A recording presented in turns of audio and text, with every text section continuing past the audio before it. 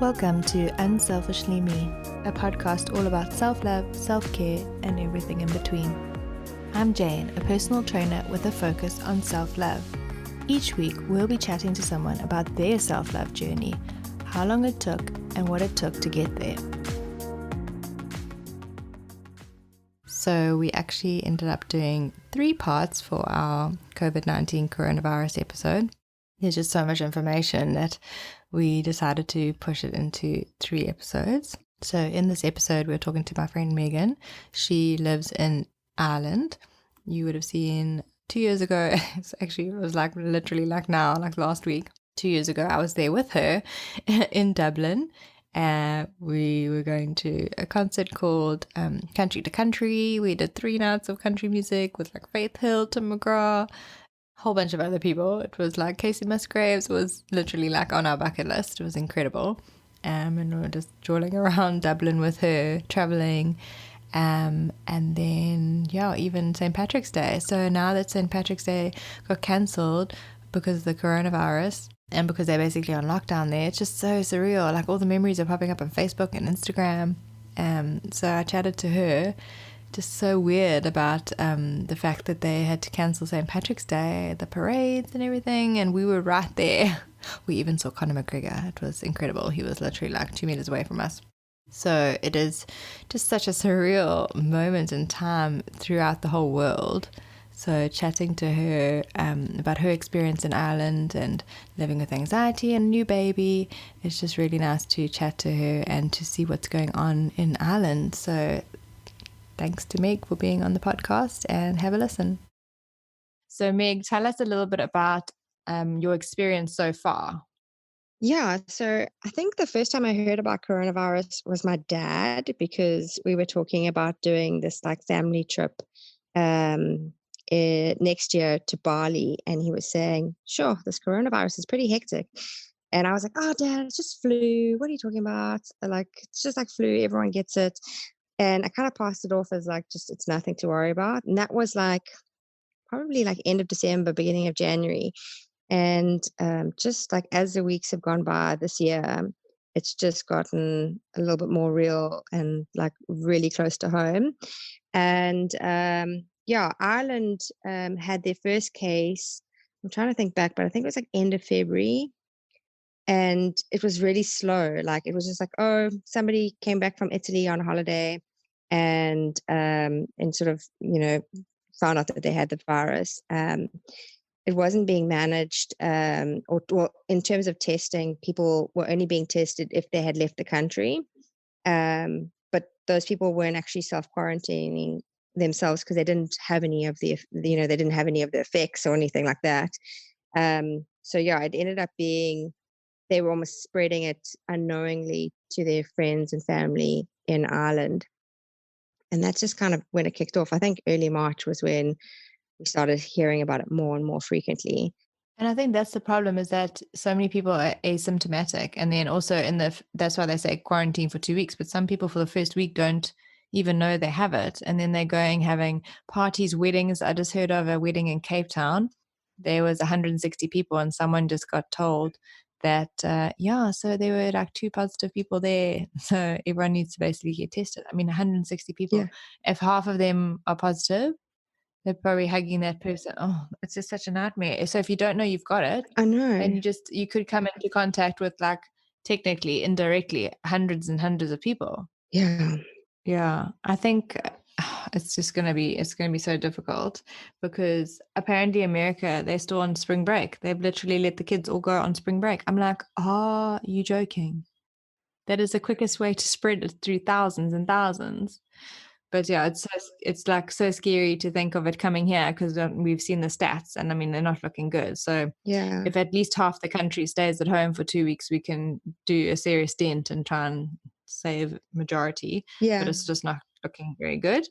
So in Ireland, obviously it's small in a sense, but I mean, it's also so much more jacked than it is here. What have they been doing? I know you isolating at home. Luckily, you're in such a beautiful area that you're not like in Dublin anymore. Yeah. This is more like you're in a forest treehouse. And you can get out and go for walks and things like that. Yeah. So you probably haven't seen what you would see if you're in Dublin Central. But what have you noticed or heard of how they're handling it over there? So we got told last week Thursday that the schools were closing, and that last week Thursday from Friday that the schools were closing, and that we were told to stay at home.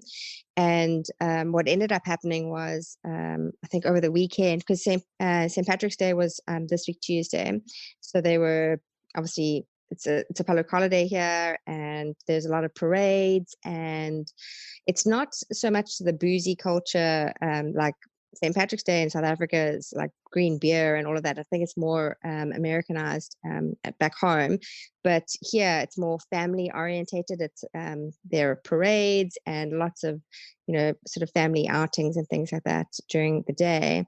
And when they told us to stay at home on Friday, it wasn't really made clear in terms of what was going to happen for St. Patrick's Day.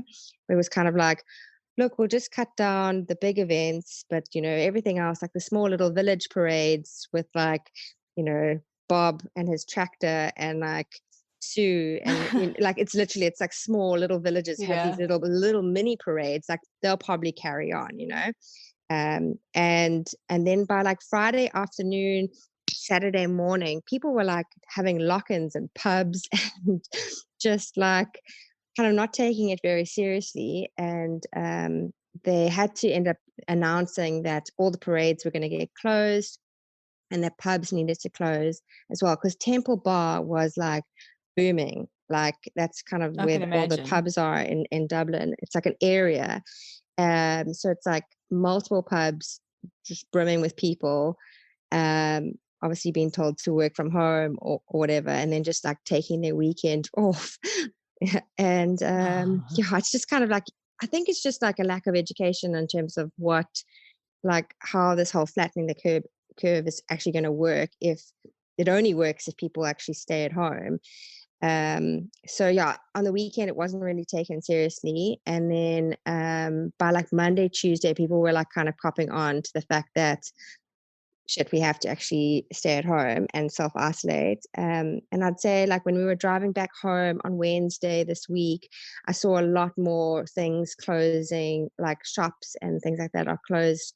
Restaurants, most restaurants have closed. Like the odd takeaway place has sort of put some sort of social distancing in place in terms of like ordering your takeout and then delivering it to your car outside, so you don't actually go in and meet people and things like that. But for the most part, I don't actually know. I can't actually say with my whole heart if Irish people are really staying at home. There seems to be a lot of people that don't really realize that going to see their friends, having coffee dates. I've had a few people say like, well, you're at home with the baby. Do you want to like come over for coffee?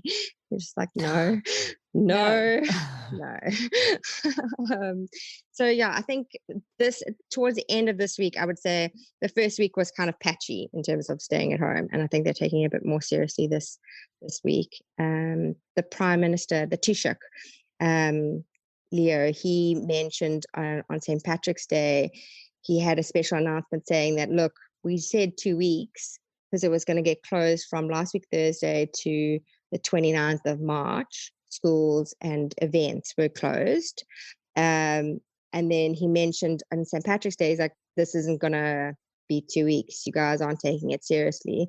And we're going to have to probably see it go on for a little bit longer here.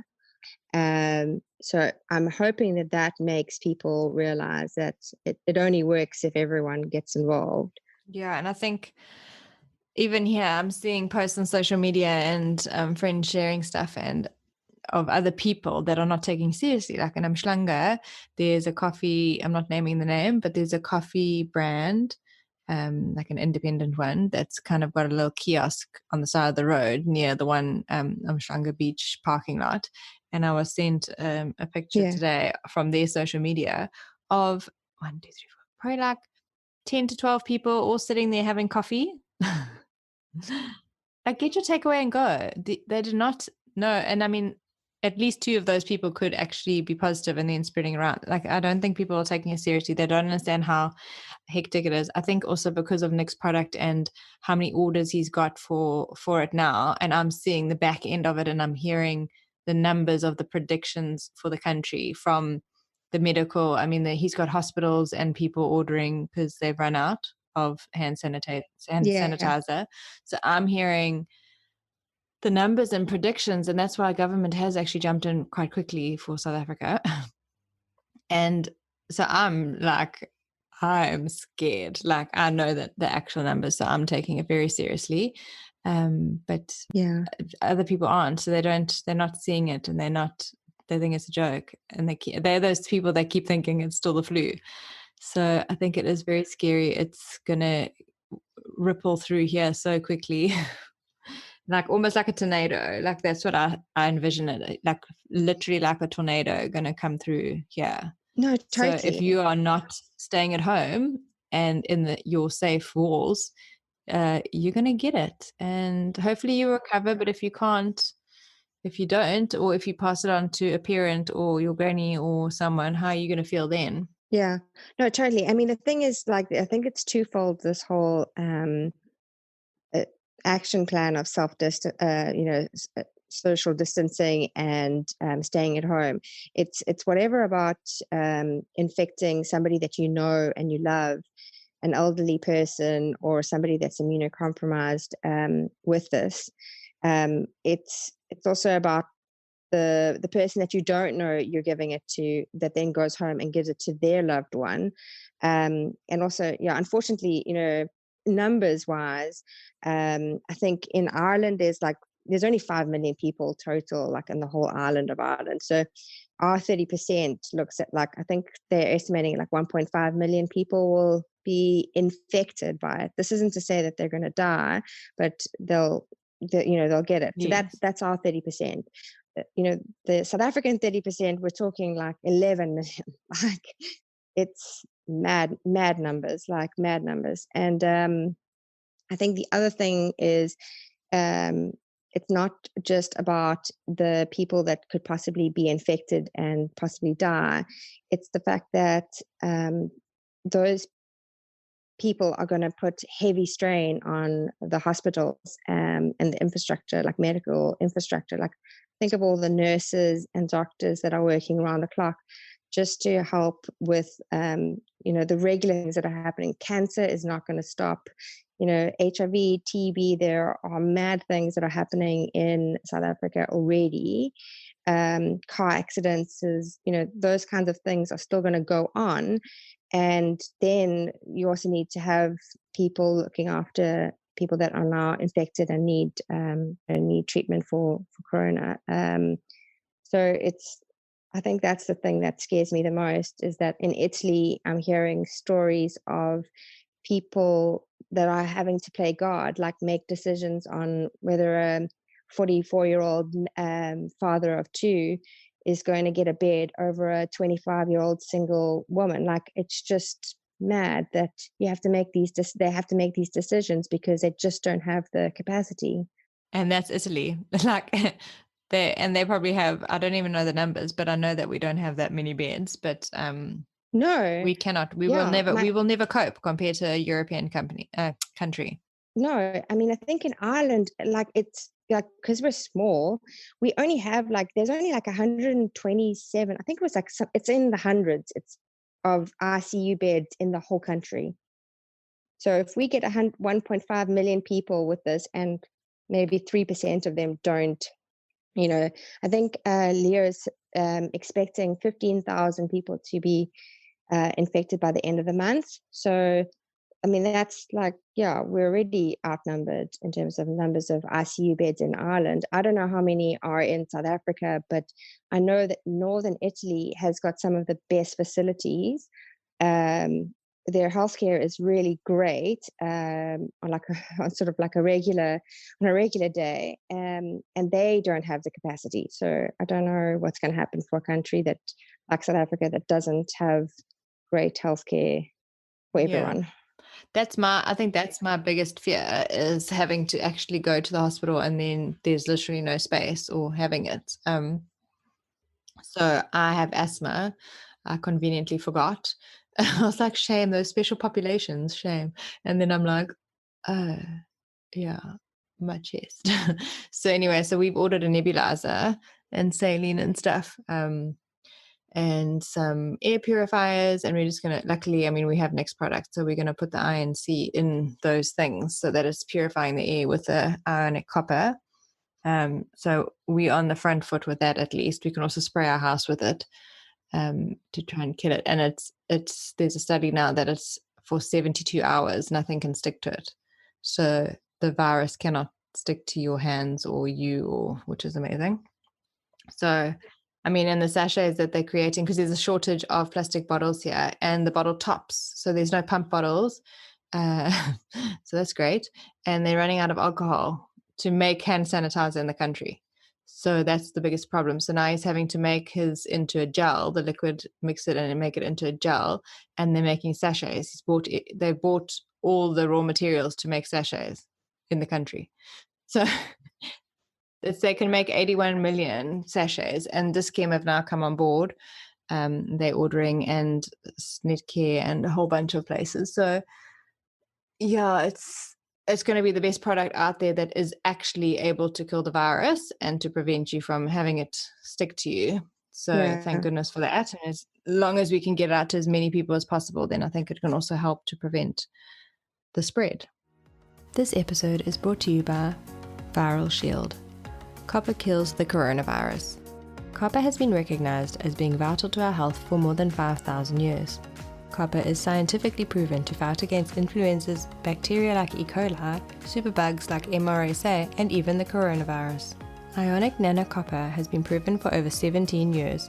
It kills and stops the growth of bacteria, fungi, and viruses, including coronavirus. It is non-toxic and very safe for humans, animals, food, and the environment.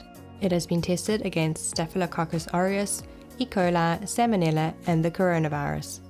Viral Shield will be available as a hand sanitizing gel in a 10 ml sachet. It is safe for hands, skin, plants, and pets. It is alcohol-free, chlorine-free, and non-toxic. Visit the website to find your nearest stockist. That's www.viralshield.co.za.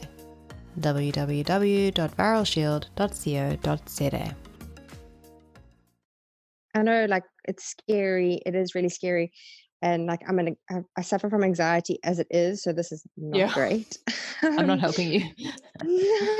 Thanks. I'm going to get off this. I'm like, just stay under my blanket for a bit after this. That's why I told you to go under a blanket. It's not just for the sound.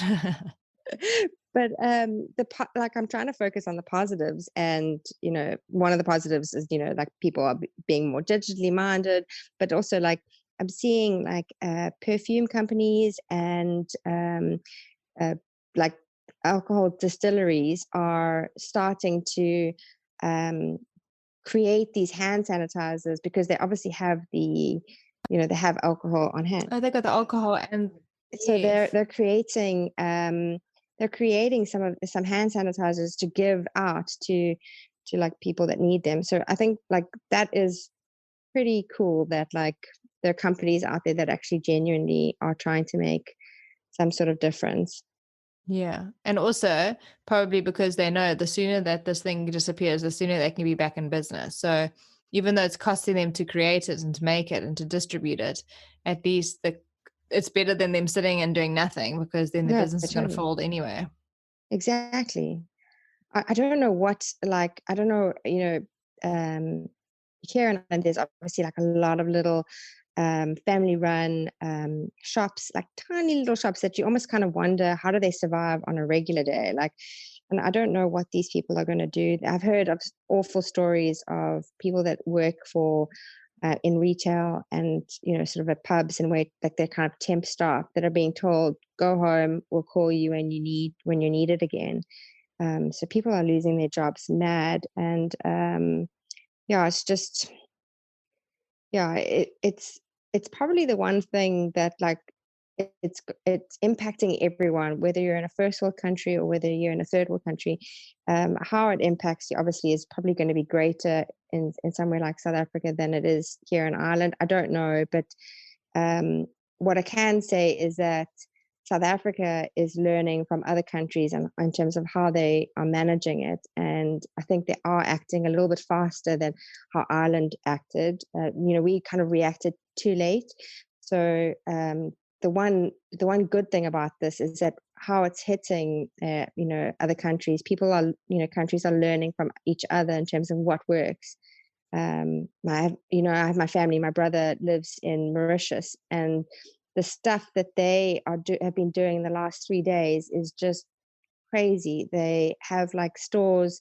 My brother's been sending me us photos. They have like stores with screens around their cashiers to protect them, and then they have police going out and just with on a loudspeaker telling people to go home, to stay at home, and doing these checks already. So, I mean, a little country like Mauritius is able to like sort of mobilize, mobilize their troops and get things in place a lot quicker than how Ireland has done it, I think. Sure, that's amazing. Because I was wondering, because obviously we were meant to go there in a month's time. Not happening, obviously. But so we've had to cancel everything. And just watching how they've been dealing with it, I was wondering how they would, because a friend of mine was living there for the last few years, and they're going to be moving now. Oh, she might be coming to Dublin, actually. I was like, yes, do that. And she's actually flown back to South Africa to be with her dad, with the kids. And she just said they nicknamed it Viral Island because last year her child was sick every 5 weeks. So Oh my that's, I God. think, scary how, because it's quite a small island, that if something's going around, it's going to go around quickly. So I think that Yeah. they have to be ready and prepared and do all those things. But I mean, well done to them for taking those steps already. Yeah, because my sister-in-law, they hadn't, I think like on Monday, they started saying things like, airport. They have been doing it for a while. They've been screening at the airport. Obviously, they have a high tourism, so they have people from all over the world coming to the islands. They have to screen them. But I think my sister-in-law was saying that, she's going to pull the kids out of school. And then the very next day, they were like, no, the schools are closed. Like, they made it, like, it was really quick. They made that decision really quickly. Obviously, my mom and dad are like devastated because they couldn't go. They were kind of umming and ahhing already with everything that was happening in South Africa, but they wanted to go and see the grandkids, and they were set to go as well. So they've missed that holiday. Yeah, I think that's the hardest thing, actually, being an expat, is like I've never felt so far away from my family as I have since this has all happened. Just you worry about them, and now it's something that's was originally like hitting us here in Ireland. Now it's hitting home in South Africa. Then I have family in Mauritius. We have friends all over the world, and it's just like it's impacting everyone, and that's kind of scary. And do you find that a positive out of this is that you're communicating more with everyone? Yeah, I think the one positive is like the thing that I struggle with anxiety is actually talking. It's funny, I can talk about it so freely on Instagram, but I'm not great at talking about it with like close friends and with family. And I think like since everything kicked off, I've been, how are you feeling? And kind of like asking that question a lot more. How are you? Like, and really meaning it. And it's not like this, I don't know, it feels a lot more real having people going, geez, like this is crazy, like, or this is how I'm feeling. So it's just easier to share with family and check in with family. I think I'm doing it like a lot more. Um, yeah, that is, I suppose, a positive. And meaning it is the right word, because we have a new tenant here, and she's pregnant and she's due at the end of the month. And she's doing it, like on her own. Obviously, she's got friends and stuff that are helping her. But I literally messaged her this morning. I'm like, how are you? I'm just checking in. I want to see how you, but like, how are you doing? Like, how are you feeling? Because I cannot imagine being pregnant right now. It's scary enough, about to have a baby, and now you have to think about this.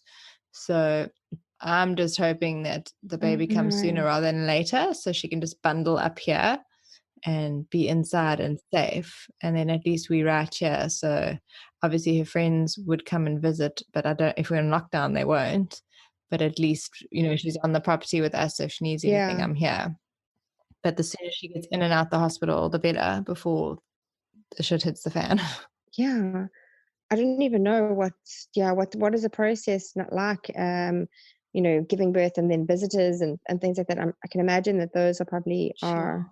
limited. Yeah. Yeah, I think there'd probably be one person allowed, maybe. Or, geez, I didn't even think about that. I don't know.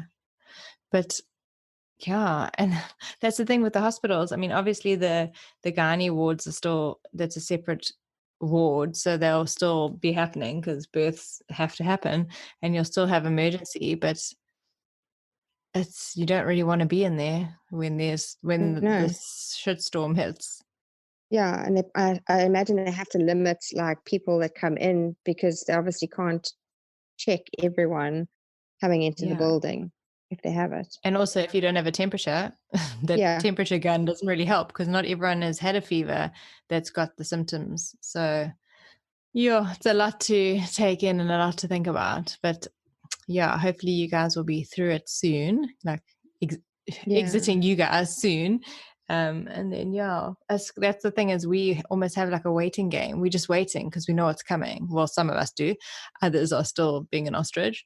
But you're like waiting for this Mexican wave to come and hit you now. So it's like the waiting game. Yeah. I'm like, okay, I can go out one more day and get as much as I need, and then I'm staying at home for the next 2 weeks. Other people are like, yeah, I'm still going to gym and to yoga classes. I've never been so grateful for creating my challenge that it's online, so that I can still have everyone training with me, but I can also do it as well. Like, people are still going to Yeah. yoga class. I just cannot understand it. I'm like, why would you do that? Just go home, stay at home. Yeah. I had this like baby class, like, like musical baby Yes. class with Riley that I was supposed to do starting last week Friday. And I actually said to Rob, I was like, oh, I think I can still go to that. And he's like, no. And I'm like, oh, do you think? And then like we get an email from them and they're like, no, it's definitely closed. So Yeah. yeah. It's just safer for the babies and for you. Yeah, and people like I think that's the thing is that people just go like, okay, but I can still do this, can't I? And you're like, no, like somebody else has to kind of be the voice of reason, be like, no, you can't. You have to stay at home. And they're like, I think it's like yesterday, Rob was like, I'm going to go to the shop because we've run out of beer, and I was like, Essential. uh, sorry. And he's like, well, because we've like been quite strategic in terms of like who goes out, and obviously I'm at home with the baby a lot. So Rob's like the guinea pig that's been the nominated person in our family to go out and get resources for us.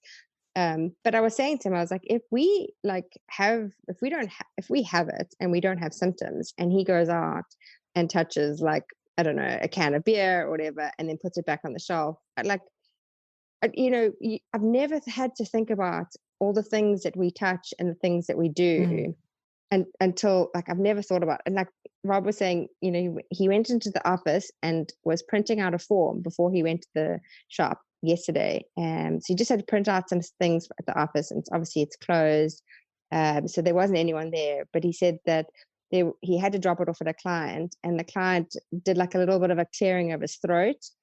And Oh. Rob said he actually he just like did 3 steps back, like just even though the guy was clearing his throat, just because it sounded like a bit of a cough. Like, You get so paranoid. yeah, you're paranoid. I mean, yeah, and yeah, we're not in like official lockdown yet, so you are able to go for walks and things like that. But I imagine that it'll happen quite soon that they will put us down in a lockdown. France has lockdown, and they make you fill in a form to say reasons why you're leaving the house. So obviously you are still allowed to work out and run and things like that, but it's obviously within your community and like a small radius around your home, and you have to do it on your own. So if they have that sort of in place here in in Ireland, then obviously that limits the amount of times you can get out your house and go for a walk. But we went to the park, me and Riley, and I was in the, pushing the stroller, and I couldn't, it looked like it was because it's getting warmer here. So it was a really nice day, but it looked like summer had hit, and there were just like tons of groups of people just playing and hanging out in the park. And I was just like, I turned around and walked back home. I was like, oh my God, I can't actually be here. I can't be here. It's not there. No, because there's too many people and you don't know how many of them infected. Probably one per group. Yeah. No, that's the problem. But so, yeah, I think people, yeah, I think it will get a little bit, I imagine it's going to go on longer than 2 weeks. I imagine that there's talk of it, us being put into lockdown, or stricter measures are put in place to sort of control people from staying, to get them to stay at home. I think that'll happen in the next couple of weeks. There's even talk of like the schools being closed for the rest of the year. So we end the school year ends in end of June, and then they go on summer holidays here. So so I think I don't know. I think I'm really grateful that I'm on maternity leave though, because if I was having to work from home with a baby like you do, I don't know how you do it. Yeah. I'm just so It's grateful not easy that I'm still on maternity leave. But whatever about going back to a job, why not have one after this? You're like, well, that was nice while it lasted. Yeah, so at least you can still kind of like not enjoy your maternity leave, but being at home is not like a chore. It's just like kind of like you can enjoy her and just relax and be home, and you're not having to think about yet another thing. Yeah. I'm basically like that woman, that interview of that guy that was on CNN, and he had the kids running into the room, and his wife like crawled into the back. I almost did that yesterday. Rob was on a conference call and Riley was screeching next to him and like had to like pick her up and carry her up the stairs. And then he tells me afterwards, oh, I could see you walking up the stairs, like on the video call. His screen had like the back of the stairs. Oh my gosh. I'm basically that. I'm that person. I might not be working, but I've got to still like look after the baby and make sure that my husband can still work at home without us distracting him too much. It's not easy, hey? It takes up a lot of time. No. I'm a word. So if you could give advice to South Africans, like one last bit of advice, what would you say? I think I would say obvious, stay at home. I think be like really grateful for the fact that you have a home to stay in, and that you have access to water and electricity and just all those creature comforts that a lot of South Africans don't have. And if you have the ability to self-isolate and keep your family safe, then do that, because not only are you keeping your family safe, you're keeping everyone around you. Any person that you've ever met, a complete stranger, you could be saving that person. So just take it seriously. I think that's the biggest thing that I'm sort of trying to do myself, understand myself, is just take it seriously. No, I totally agree. So everyone, stay at home, save a life, be a superhero. I mean, why wouldn't you want to be? Thank you, Meg, for taking time out of your baby napping time, which you could be doing so many other things, for chatting. No. It's like there's a list and it never gets done. It's like, oh, I'll just do this. No, I won't. She's awake. Oh, damn. But yeah, I suspect she's woken up already. And now Rob's having to entertain her. I'm surprised he hasn't come in here and been like, okay, interview over. Yeah, you guys are taking the piss. Yeah. I might just stay under here for a little bit longer. Yeah, safety blanket. Yeah, exactly. You can't see me. Thanks for speaking to us today, and I'll see you guys next week. Thanks for listening to Unselfishly Me. Follow us on Instagram at unselfishlyme and check out our website www.unselfishlyme.com.